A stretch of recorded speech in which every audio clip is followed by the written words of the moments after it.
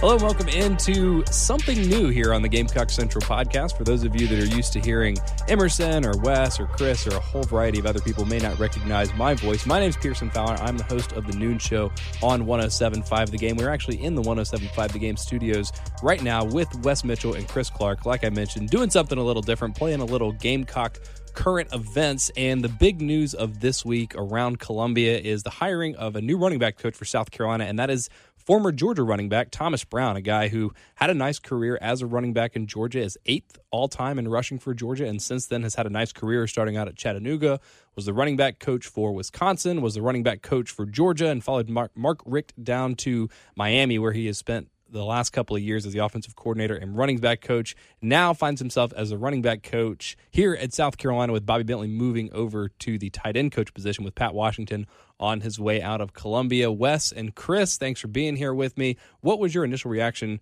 to this hire?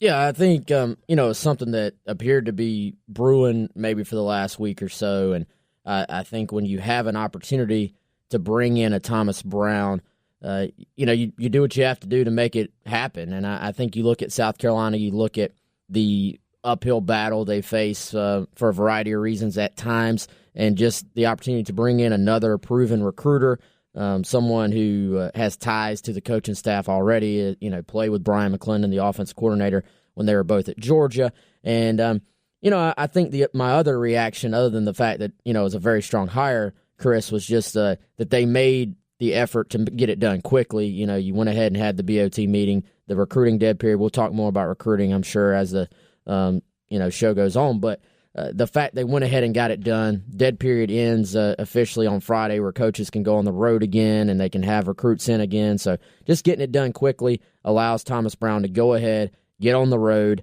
and then also when you have guys coming in, he's going to already be on campus and able to talk to recruits and do all that stuff. So great hire, but great timing as well. I think it was a natural fit. I think you mentioned, Wes, the connection with Coach Brown and Brian McClendon. They played together at Georgia. There was also carryover as assistant coaches at Georgia. Thomas Brown had the 1 year in 2015. Brian McClendon actually moved positions to make way for Thomas Brown. So a little bit of a similar situation here with Bobby Bentley shifting to tight ends. There was sort of an odd man out situation with Pat Washington looking like he'll leave the staff, or he'll certainly look for other opportunities. But Thomas Brown was a guy at Wisconsin. Brian McClendon was the running backs coach at Georgia and had done a phenomenal job there in terms of coaching and bringing in talent. Some of the names that he coached there, some of the names he recruited were big-time guys who play in the NFL now. But Brown was a guy he knew. They brought him on. BMAC moved over to wide receivers, and then, of course, made his way to South Carolina after that coaching change, and Brown went down there with Mark Richt to Miami. But a guy who's highly regarded. I know we've talked to several people over the last few days, whether it's in Miami or Georgia, whether it's parents or prospects, whether it's high school coaches, and the feeling is this is something that's upgraded South Carolina's staff. And in the offseason, Will Muschamp looked for some ways to do that. And with keeping Bobby Bentley on staff, moving him positionally, but he's been a guy that has made a big impact in recruiting at other positions. When you look at Rick Sandage or Joseph Anderson or Max Iyama out of Tennessee, he's done a really good job there. And Thomas Brown is a guy who I think can do some good work in recruiting as well. Given the timing of the situation, just a couple days removed from Clemson winning its second national championship in 3 years, just to pull back the curtain a little bit here, do you think that this was something that maybe was agreed upon before that and Carolina was just holding on to a little bit of good or exciting news for maybe after the national championship game if this were a worst-case scenario? I think it's something that by season's end, by, say, the Akron game and then into the bowl game, I think the feeling in the program was that some changes were maybe afoot. Now, what we didn't know at the time was that Mark Richt would resign at Miami. I mean, that was something that sort of came out of the blue a little bit. We knew that he would probably be making some staff changes down there. Something would have to improve because they certainly didn't finish out their year very well down there. But once he resigned, Manny Diaz gets hired as the coach. Basically, the Miami administration and Manny Diaz wanted to sort of completely just revamp what they were doing offensively. Thomas Brown didn't call plays there. He had the offensive coordinator title, but Mark Richt handled the offense. And so that created an opportunity. Then you've got the ties to Brian McClendon. You've got the realization that South Carolina needed to continue to upgrade their roster, upgrade the staff, bring in and lure big-time running back talent to Columbia. And so from that standpoint, it was a move that made a lot of sense. Yeah, and I think to your point, by the way, that was Pearson that brought Clemson into the Gamecock Central podcast. Just want to make that clear. This is current events. That's a current event. Send your hate mail directly to him. I mean, we're about 5 minutes in before we mention the team from the upstate. But no, I think you look around college football and you look at what South Carolina needs to do to take another step as a program. I mean, let's have a frank conversation about it. You look at the teams, and we won't even talk about them. Just look at the teams in general that are in the college football playoff. Look at the teams that are playing on New Year's Day bowls right now. They have to continue to upgrade the talent. And I think to Chris's point, Bobby Bentley has done a really, really good job of in his territories of recruiting guys. I mean, you look at the Rick Sandage win for him. I mean, that was a key South Carolina victory head-to-head against Georgia, came down to the end. And, I mean, he worked that thing for a year plus, and it was not a simple, easy battle. Like it was all the way to the end, and you have to get those recruiting victories on the trail, and Bobby Bentley was able to do that. But then I think you look at Thomas Brown's pedigree, first as a player. I looked him up on his Rivals profile. He was like a top 40 player in the country out of high school. He was a 6'0", 4-star. Looks like he can still play right now. If you watch the video that from the Canes Canes All Access thing that I posted on Gamecock Central, dude could still play now, I think, just looking at him physically. But the guys he's coached, I think you look at South Carolina and needing to upgrade talent just across the board, continue to bring in playmakers. They need that elite back, that elite playmaker who can go make plays for them, and a guy that can take what's blocked and add to it. You look at a Marcus Lattimore, the play, and that's just the best example we have for at South Carolina. A play is blocked for no gain on 3rd and 1. Lattimore a lot of times is going to get you the one himself. A play is blocked for 5 yards, but a back makes that extra guy miss, and 5 yards becomes 11 yards. And you add that up over a game, and it makes a huge difference in your running game. So I think the need to continue to add playmakers, specifically at running back, but just across the board. You look at those teams.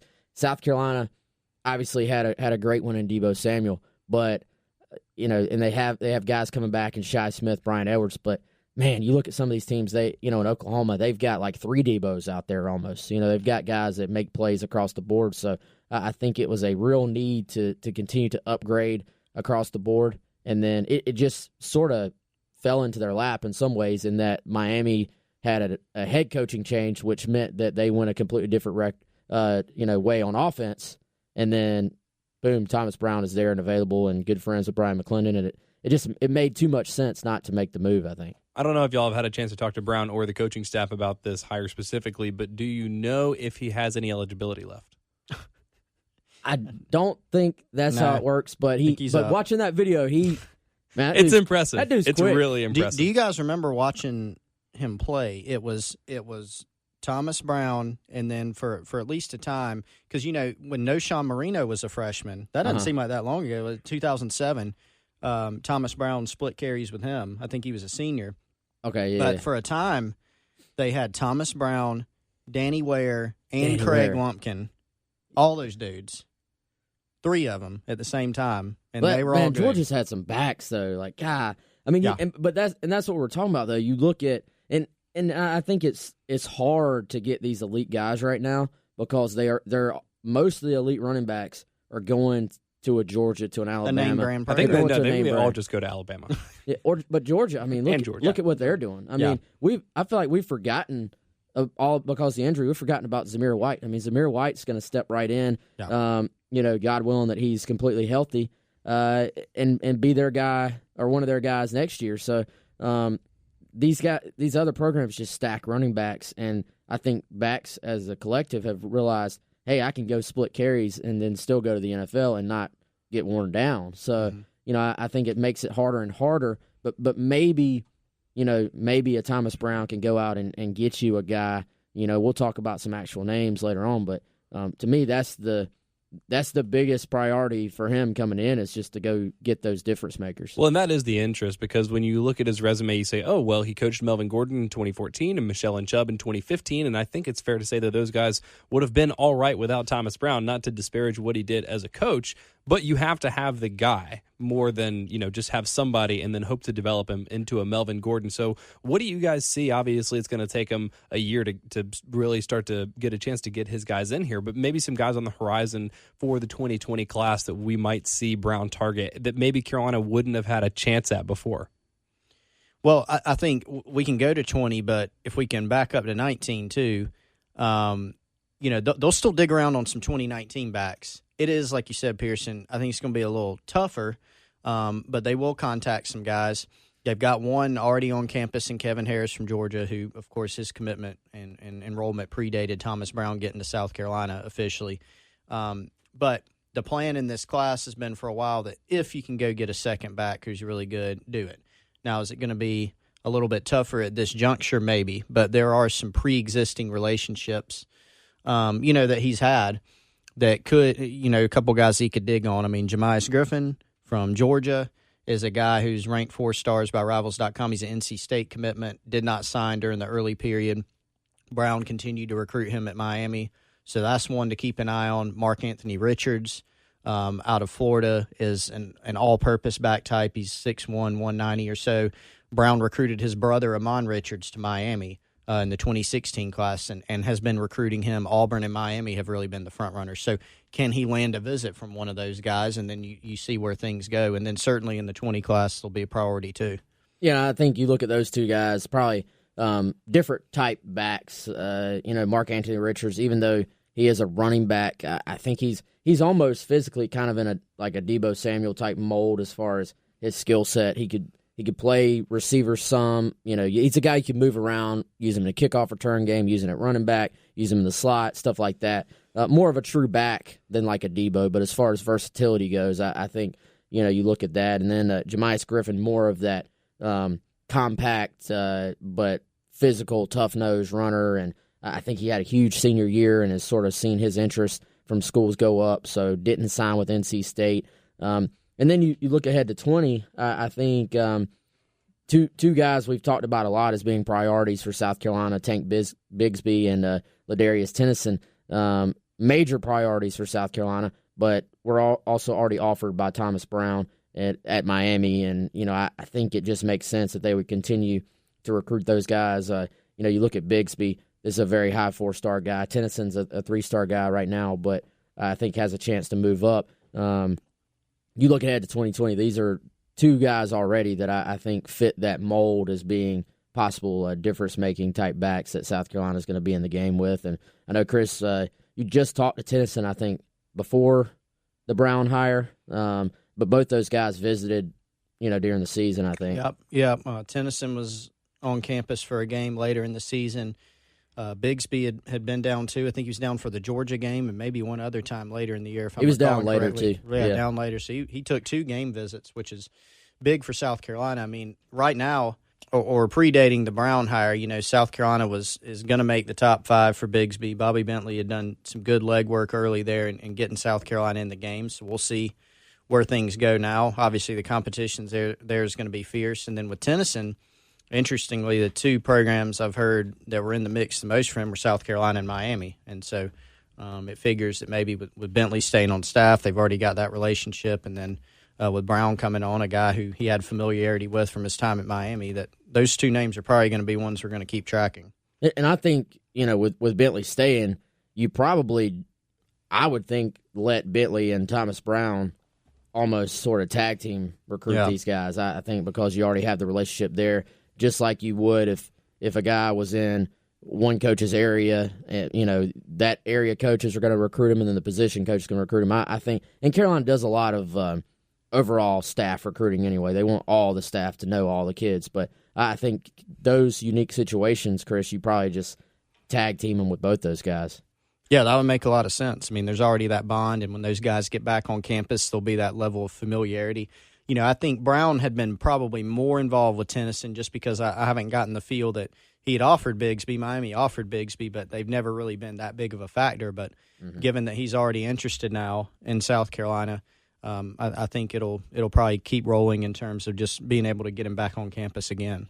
Not to zoom out too far, it is interesting to me that this has been such a big headline. It's not often that the hiring or moving around of assistant coaches and not even coordinators, just positional coaches, gets this much play. But, I think it speaks to what it means to bring in a guy with this sort of pedigree, another addition to a staff that's already chock full of young and exciting up-and-coming talents in McClendon and T-Rob, and Muschamp himself still, fairly early on in his coaching career, or at least his head coaching career. Elsewhere on South Carolina's staff, however, we are still awaiting a final decision on another positional coach, and that is the defensive line. Lance Thompson is on his way out of Columbia. Now, who steps into that role has been the subject of a lot of speculation and a lot of rumor mills. What are you guys hearing officially?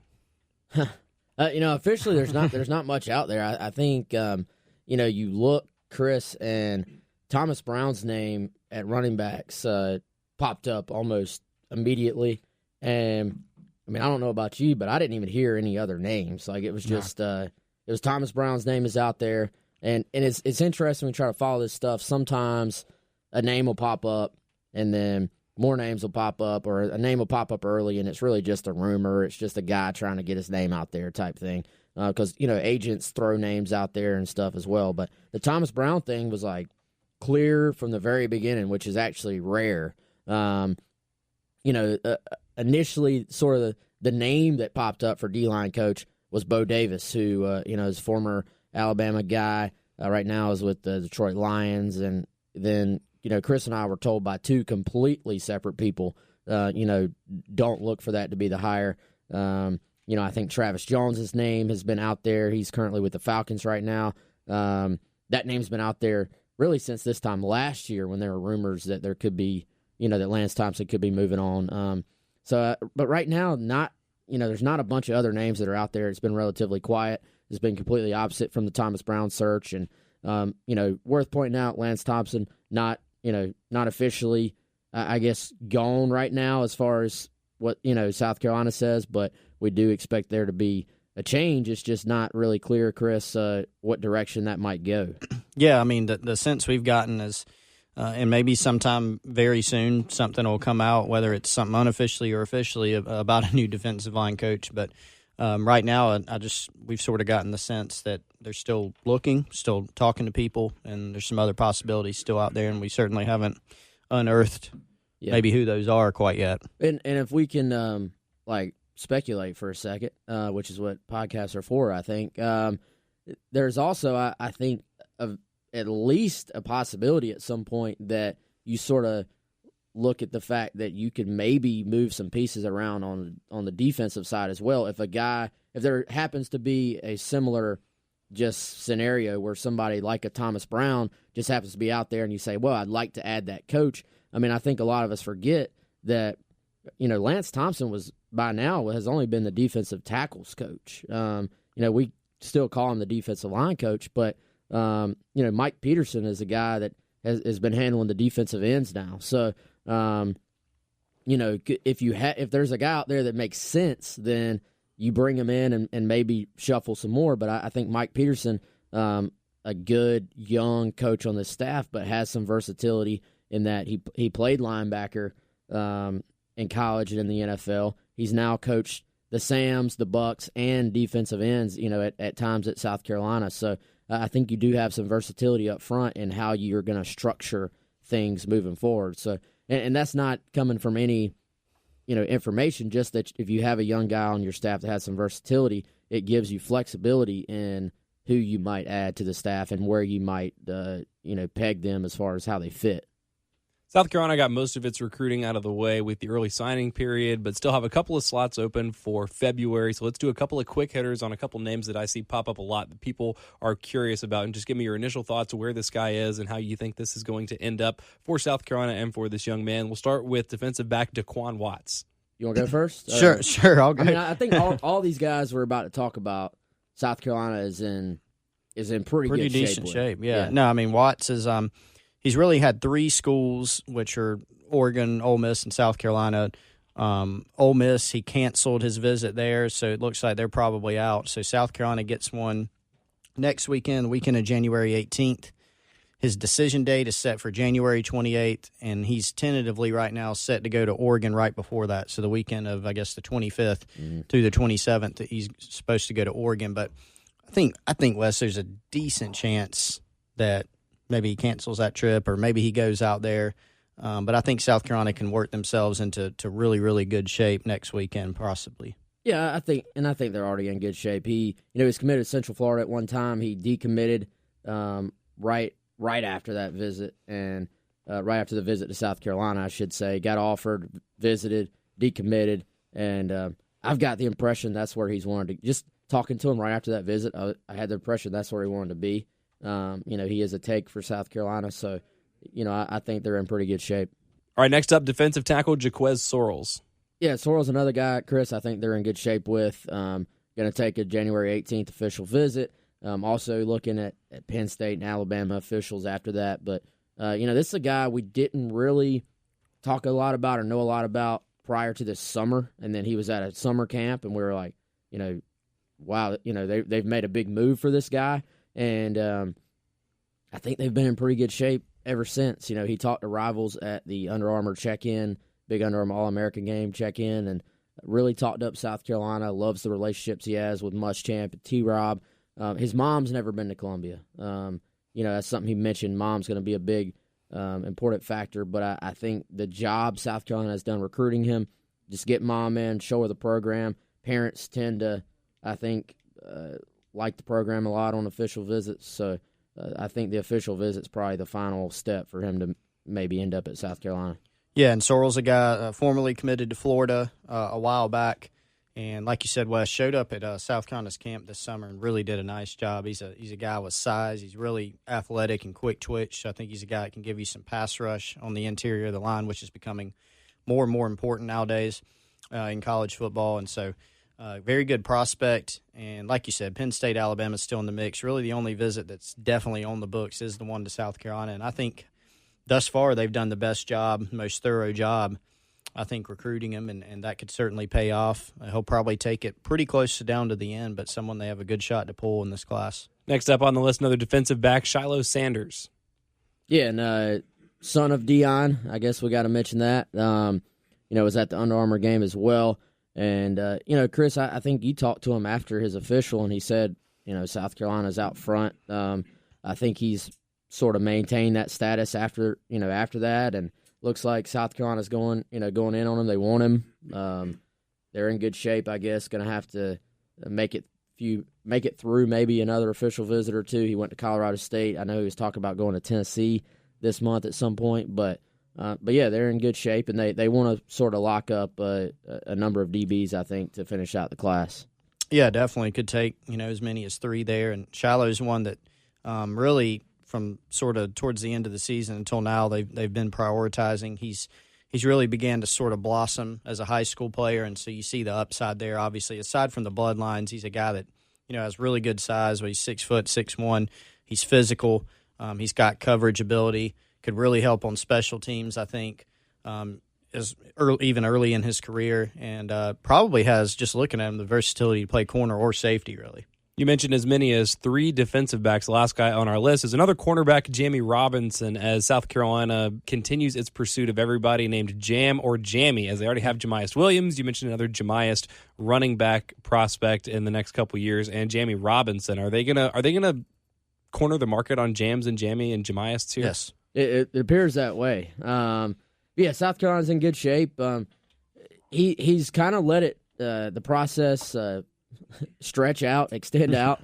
I mean, I look back. I put in my little forecast thing for him, like July for South Carolina. I think we thought maybe his official visit, which I want to say that was June. I know it was summertime. Yep. I think it was the first week of June. Thought he might commit there, and he's talked up South Carolina for a long time, and just has not yet pulled the trigger. Going to Auburn this weekend. That'll be interesting. I think right now, South Carolina, Kentucky, strongest. There's talk about Tennessee for the longest time.